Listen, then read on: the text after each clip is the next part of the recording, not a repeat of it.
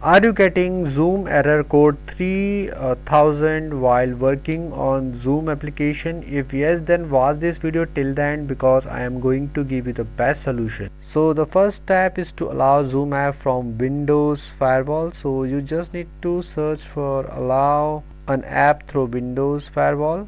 After that you need to click on change settings here. You need to scroll down and look for Zoom application. You can see Zoom application is showing here. You just need to select this and you need to click both those of these options, private and public, and just tap on OK. So the next step is to delete the cache data for your Zoom. You need to press Windows and R and open the run command, and you need to type app data and press on enter. This folder in C drive will open up. You need to look for roaming folder. Now find Zoom folder here. There's an you can see there's a data. You just need to delete this data. Just right click on this and click on delete.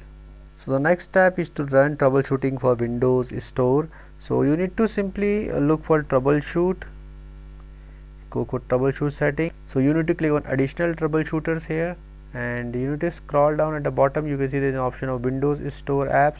You need to now click on this option, run the troubleshooter. Just tap on this and follow the on screen instruction to troubleshoot the Windows Store apps. If this does not work, you can uninstall and reinstall Zoom application from your system. Also make sure to restart your PC or phone after following these steps. So I have friends, now you will be able to do it and you will not get this error message.